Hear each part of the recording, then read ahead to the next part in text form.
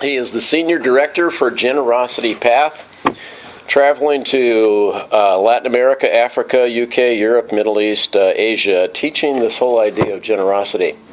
And I just love not just what he does, but who he is. The times that we've had together, I can just kind of sense his heart, that this is a passion that is deep inside of him, and that the world is going to be a better place if we really practice radical generosity, and that it's good for business also. So J.Paul, come up and take it from there, and thank you for coming. And John and I connected, well, we've known each other for a long, long time, but we connected more personally just in the last year. But part of that connection happened because of some shared India experiences.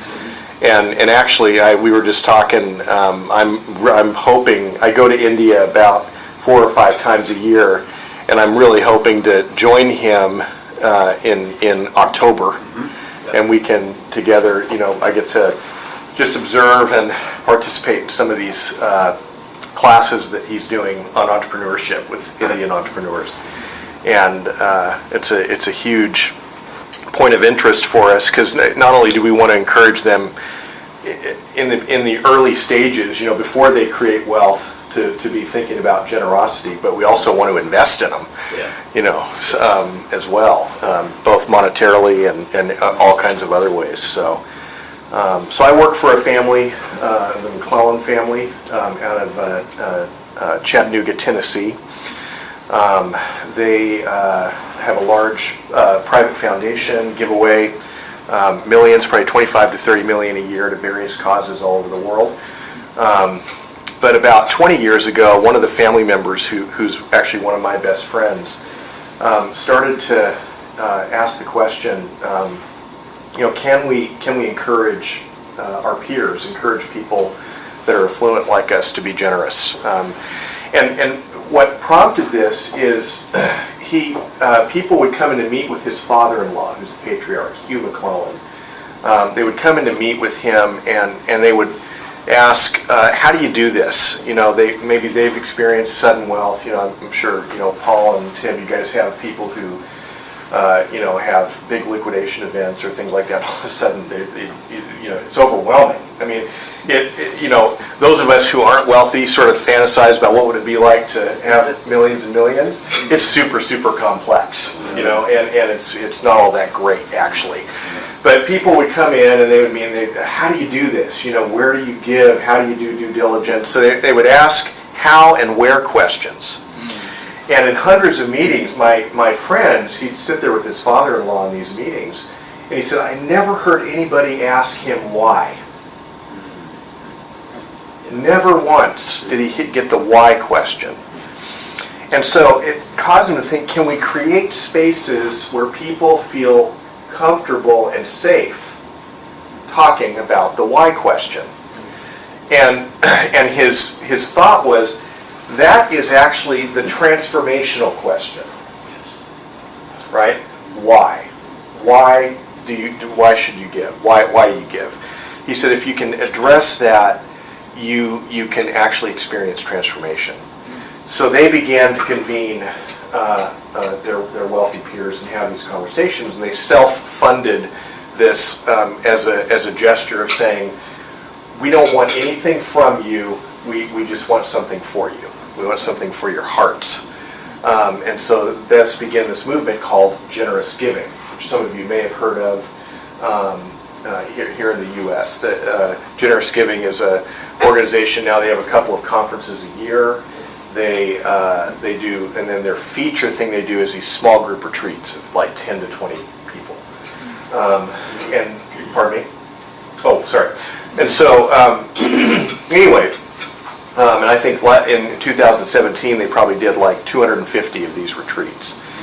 And then we survey people after the retreats, about 30, 45 days after, and among the questions we ask them is, are you going to make a gift that you didn't plan on making sometime in the next 12 months that was prompted by your experience of this retreat?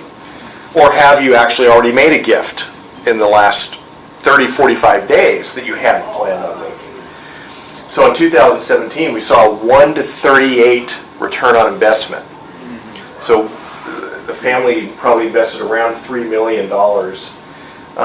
So I don't know if there's any mathematicians in here. It was over $100 million in new giving that was prompted as a direct result of these experiences. And so, as you can imagine, the family and trustees of the McClellan Foundation are out of their minds happy about this. Although there was a funny question Hugh was asking me and my friend Daryl, his son-in-law, where are these people giving? What are they? What are they giving to? Hugh, we don't actually prescribe that. We just want them to be, we want them to be more generous. Well, what if they're giving? He's Christian faith-based. What if they're giving to non-Christian things? It's fine, no problem. Okay, I'll trust you guys. So we started doing this outside. We wondered, could we do it in India and China and South Africa and Panama and all these? And so we started doing that about 5 years ago. That's really where I started to get much more involved. My friend Daryl came to me. He knows that I've done a lot of international stuff over the years, and he said, "Hey, can I get some of your time to help with this?" That was a real quick yes on my part, by the way. Susan goes, "This sounds like a really cool job." I'm not going to lie, it is the greatest job in the world. I mean, if you can imagine, you go around and convene people of affluence. And these are really unique people, driven, a lot of them. But I mean, they're to be able to do that in an environment where they feel completely safe. I'm not there. I'm not going to ask them for money. I'm not trying to get them to invest in my deals. It's all about them and their hearts. So it's a great job. So I asked a question early on before some of you came that the people who were here early had the advantage of already thinking about, by the way. So, and that is this: what is an early memory that you have? Okay, as a child, maybe even 12 years or younger, that influences your view of money and or giving. Okay, so I want to go around here in a second. I'd love to hear each of you just take a minute and share that story. I'll share mine. I was I was actually a young teenager. I might have been 13, 14. I'm the oldest of all my cousins on both sides, my mom and dad's family. And my grandpa, my mom's dad, who's now passed away, came to me. We were talking about money, and he had done very well for himself. I think by the time he retired, he was his net worth was in the millions, and so he had done very well for himself. And remember him saying to me, he said, "J.Paul, I want to let you know that my plan is to die broke." And I've sort of didn't really catch on to what he was meaning or saying by that. The interesting thing is he didn't really unpack that very much for me. I think he was sort of making a point about you can't take it with you or something like that. I think the no pun intended, the penny dropped for me a little bit later when I'm like, oh, I'm not going to be getting anything as a result of this.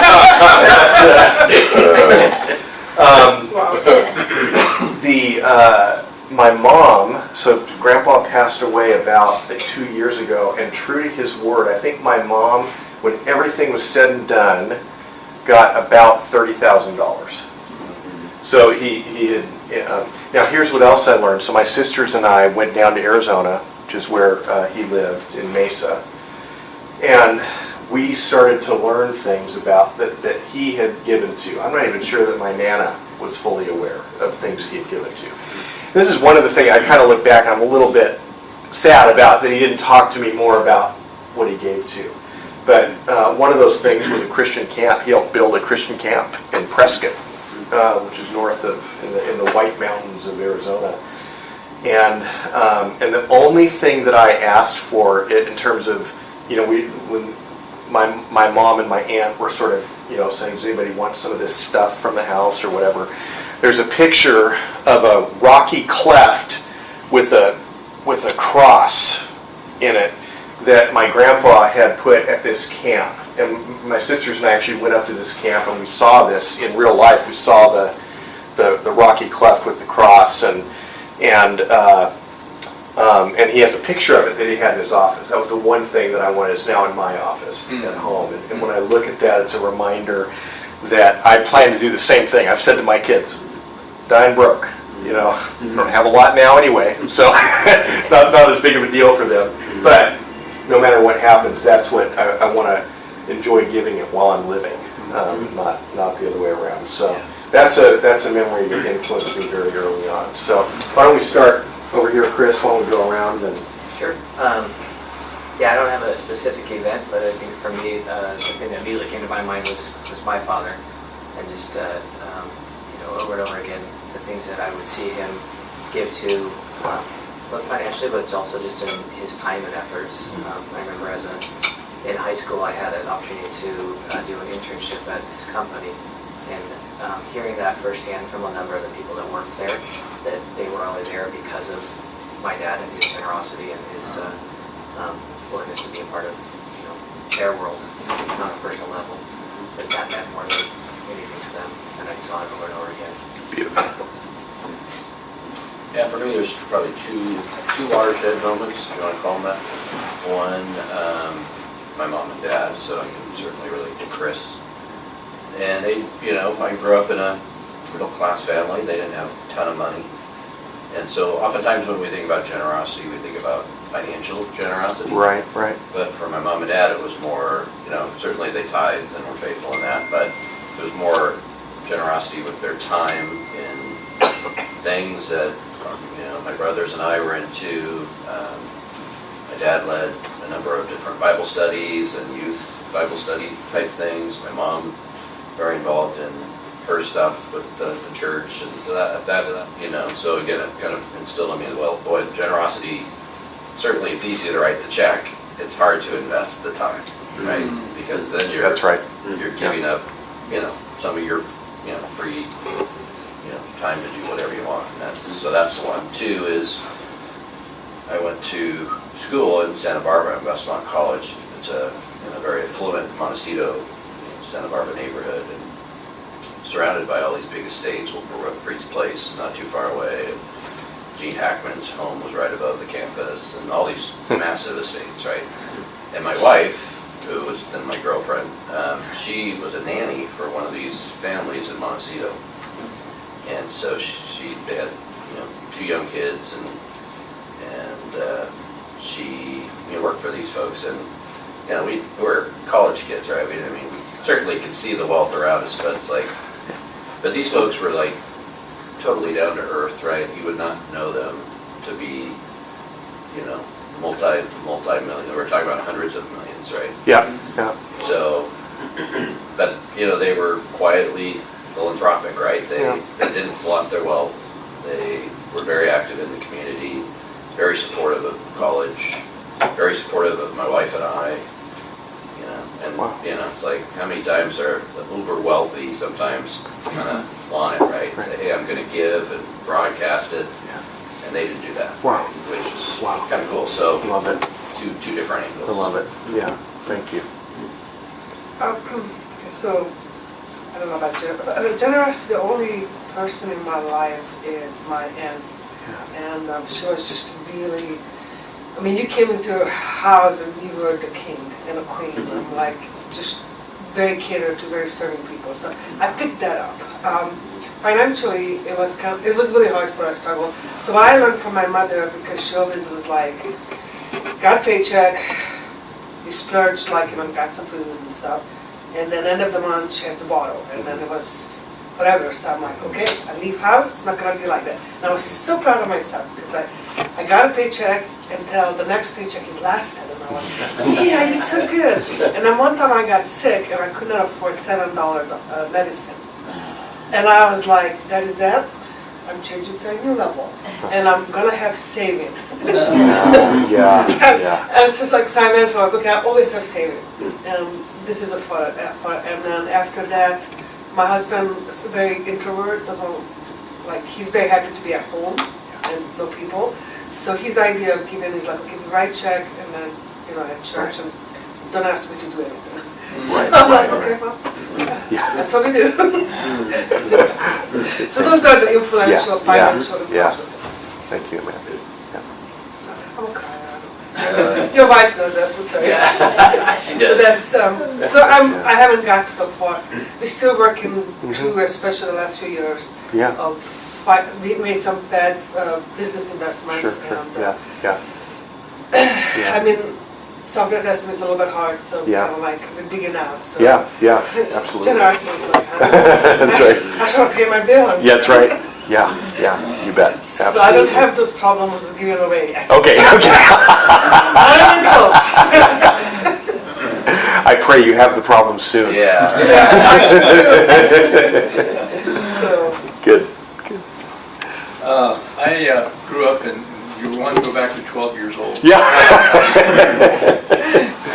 in Whatcom County, in Bellingham. Yeah. And when I was 7 or 8, grade school, my mom would take a carload of people out into the berry fields every summer. And so she would get the kids from the church, and she'd pick them, we'd have a full carload of kids. And when we first started doing that, all we wanted to do was eat and berries and have berry fights, you know? Yeah. And so I remember the first couple of years, I maybe made about $12 for the full week, or the full month. And Mom says the first time, and then after that, we figured out that if we actually went out there and worked, we could make some money. And so we get into and as a group of people, we'd all get challenged and see who could pick the most that week or that day, and so we'd all have a good time. But I got up to maybe $20, $25 a month, or a year.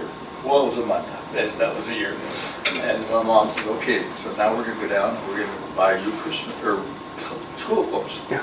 And so it was my money, and I went down, and I got the pair of jeans and a couple t-shirts. Man, I was so excited. It's my money. I bought this stuff, you know. Yeah. But yeah, it was fun. That And, is so great. it's been Yeah. good stuff. Yeah, absolutely. And I really appreciate the work ethic she taught me, being with and No just getting kidding. out there, Yeah. figuring out. When I was in college, I was working with a company up in Bellingham. It was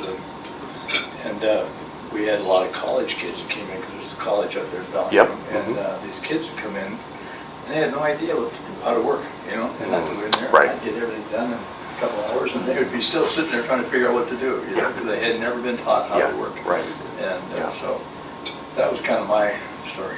It is such a gift. I mean, I've got 4 teenagers, and Yeah. well, actually, my 2 oldest are now 20 and 21, and it is amazing to watch them have a work ethic after so many years of Xbox, right, Matt? Susan. I grew up in Seattle, and we didn't have a lot of money growing up, but I think I was always like an entrepreneur, so I made Kool-Aid. And I remember I wasn't very old, maybe about 9, and I thought, this is really good. The Kool-Aid doesn't cost anything, and because I go buy my own Kool-Aid and then make it. I probably watered it down a little bit. I grew up on a block with 50 kids. It was a great block we still keep in touch. But I was like making a lot of money. And it was a hot summer. And then my dad came in and he saw everything that was going on. And the thing that I really value is my parents were really fun people. And he said, everybody gets lemon or Kool-Aid for free. And I was like, what? That's mine. We ended up having a big party, in the yard. And so at the time I was really kind of mad. That was my money. I mean, I still had money, but that was all my profits. Yeah, that's right. That is a great story. But we had, it was the center, and it was always the center of fun and community, and we had a great time. So I don't think I learned it then. Yeah.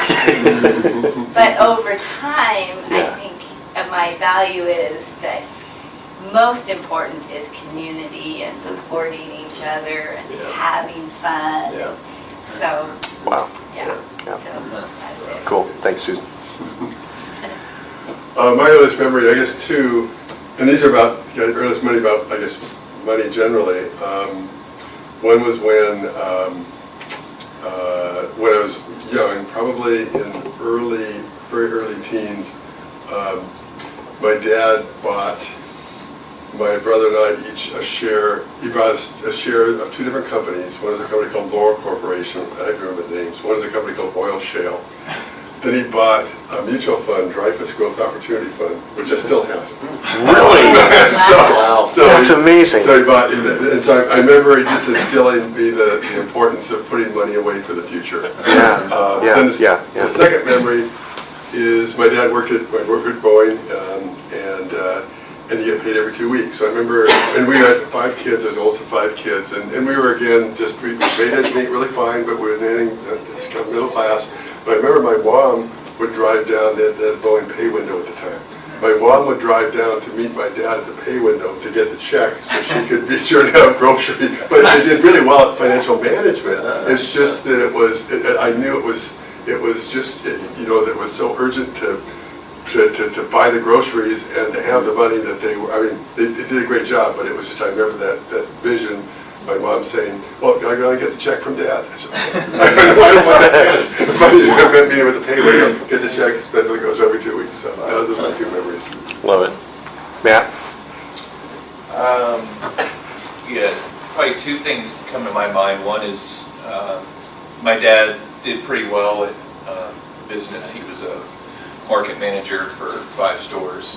And so I guess I was trying to think of an early childhood memory, at least financially, that stood out.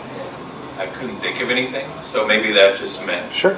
I was well taken care of at that Yeah. time. Yeah. But I do remember my dad being very faithful to give to the church. I don't think he ever missed a month of giving, which I appreciate. He's always been very giving towards us, even today.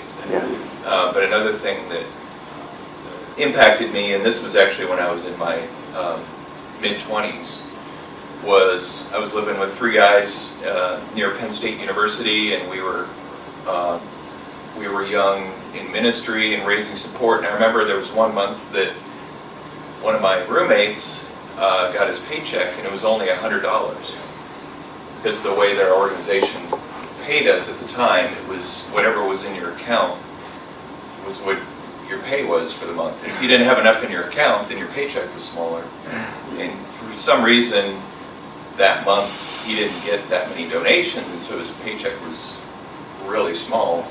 And he couldn't make rent, he couldn't get food, and so I just remember me and the other roommates chipped in and gave him a lot of our own, out of our own paycheck. And so it just reminded me, having grown up in a upper middle class family, and then hitting that time in my 20s where I see somebody close to me, because I don't know if I really knew very many people that were really struggling growing up financially. So that was that really hit home. Wow, this friend of mine who I live with isn't going to be able to pay his rent and even feed himself this month. So that's another lesson. Thanks, Matt. Very short version, I couldn't get to anything before age 12. But my wife's parents have modeled generosity for me for 25 plus years. Wow. They started rolling over their assets into their own family foundation with a specific purpose to give away to Christian ministry around the world. So they have just been incredibly generous people. So that's probably my best example, is what Pat's parents have been. I love it. Very, very generous. Beautiful. Yeah. Beautiful. Thank you, guys. Thank you. I'm going to show you a story. This is our friends Gary and Catherine Grant from the UK, and I think you'll enjoy this, and we'll talk a little bit about it. I think it was said that when money is active, It's not active in the not active in the bank. new car in the bank and the house. I work that. That takes my breath away. Yeah.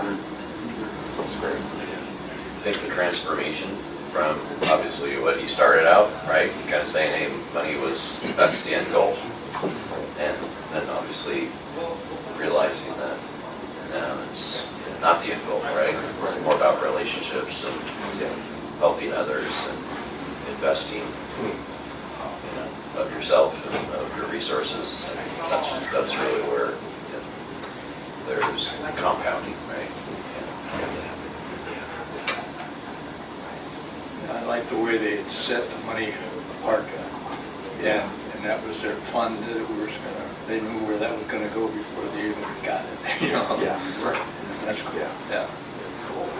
Heard the story about Luterno, his heavy Yes, equipment. that's a great one. He got down to only living off of 10% and giving the rest away. Right. We created a video around that story as well. So, yeah, great story.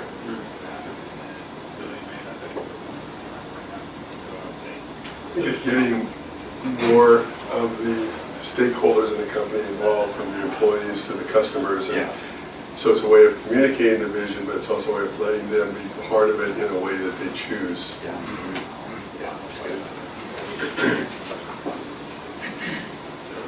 This is the subject that makes me cry instantly. It just does. But it reminded me when I was a child that there was someone who, in a weekend, they give up their time. Yeah. So I just got back to it. And he used to do this, basically, he just run up there and put a flag up there, and all the kids knew that, oh, he's in there, and he played the Indian chief, Native American Indian chief in Hungary. So, but it was basically we kind of like, and he had this little thing that you go through a forest, and then they like hit things like little numbers on a letter, and then you had to do pull-up, push-ups, and then had a little lunch together and some place together. But it was like, he didn't got anything for it. But all the kids loved it. So, Yeah. but every Saturday I was like, is the flag up? Is the flag up? I was like, Oh, was yes. Oh, yeah. sorry. Yeah. It's horrible for me. It'll make me cry all the way. But I'm glad you feel free to cry, Amanda, That's right. because it's the emotion of giving. Yeah. You're gonna make me cry. If I see someone generous, it's just like, I feel like, Yes. don't cry. That's right. It really, I guess I believe the end of the generosity, and I know how much you felt. To be nice. And I think we're in this world where we seem to do everything that's kind of self-serving. So I think when you recognize from your heart true generosity, true giving without expectation, I think that's what touches all of us in a certain way very deeply. And I think that's what you found, obviously. Yeah, definitely. And then encourages you to be that person or that instrument that could be the conduit to a channel of that kind of giving and generosity. Yeah. Right. Well, and I love that because that gets back to what you said earlier, J.Paul, about the why. You know, if you give to things that have a why behind them that resonate with who you are, then there's that sense that you've really done something of value. Then it affects your thinking, your emotions, and you think, gee, I've made a contribution that really that feels good. It really feels good. Yes. Well, so this what you are experiencing here is a small taste of the retreat that we do. It's a 22-hour experience. It typically starts at about 2 o'clock on the first day, and then concludes by noon the second day. We encourage, a group of maybe 10 to 20 people get away, go to a nice little classy, tasty, get away and do this retreat.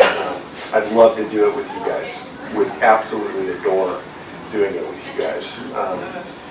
And so, I want to throw it out there and just say it's pretty simple. Let me know when you're ready to do it. Yeah. Where you want to go, and I'll put it in my calendar and come out and facilitate. So anyway, offline to send anybody more information on that if you would like to, but it's called A Journey of Generosity, and it is so worth it. It's so great, so great. My intention was to also give you a little treat today, give you a kind of a nice full color printed first chapter of one of my new favorite books called Give and Take by Adam Grant. If any of you have read Malcolm Gladwell, Tipping Point or Blink, or those, Malcolm Gladwell calls Adam Grant his favorite social scientist. So it's quite a compliment. So I just got back from Shanghai. I think Wednesday. I'm jet lagged a little crazy. And I went to FedEx online to print the first chapter, and it was going to cost me about $500, which is more than twice the cost of just giving you each a copy of the book. And then I'm kicking myself, going, well, shoot, I could have ordered it while I was in Shanghai, had it in my house, brought it to you today. So my gift to each of you, if you want it, is a copy of this book. So in order to facilitate that, you have two options. Either one, give me your business card, and I will send it to your place of business, or if you prefer the Kindle, the e-version, just write Kindle on there, and I'll send the Kindle version to your email. Or you can, let him know, so sorry. I'll send it to you if you want to just give it to people later too. So that's fine. Those are your options. Just give me your card or whatever, and we'll do that. But fantastic book. The byline of it: why helping others drives our success.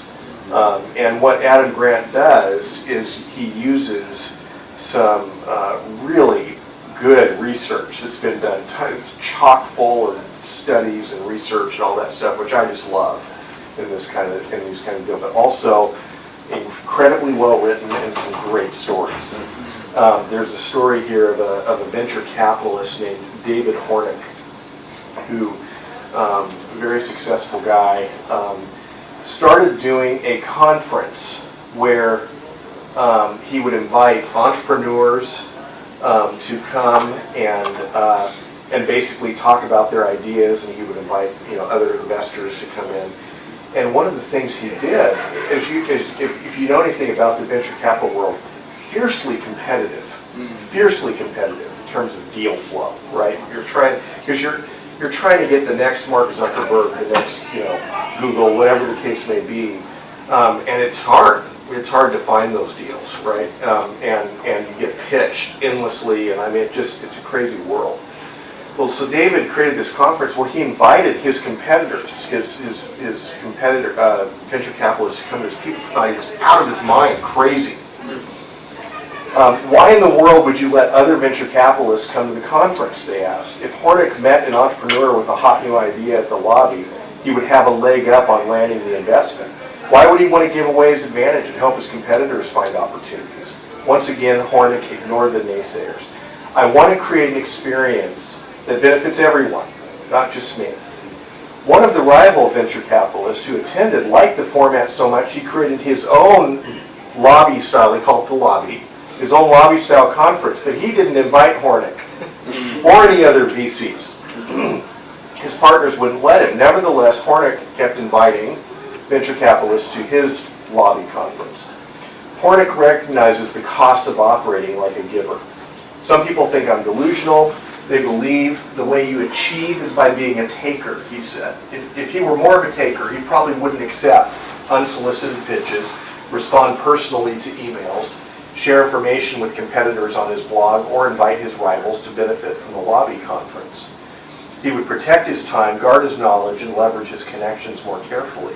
And if he were more of a matcher, he would have asked for a quid pro quo with the other VCs who attend the lobby, but didn't invite Hornick to his own conference. But Hornick pays more attention to what other people need than to what he gets from them. Hornick has been extremely successful as a venture capitalist while living by his values, and he's widely respected for his generosity. It's a win-win, Hornick reflects. I get to create an environment where other people can get deals and build relationships. and I live in the world I want to live in. Now that is fantastic, right there. Fantastic. So, I highly commend it. Give me your business card or email and let me know what version you want, and I will happily send it off to you. So, it's good to be with you guys. Thank you. Thank you so much. Thank you, John.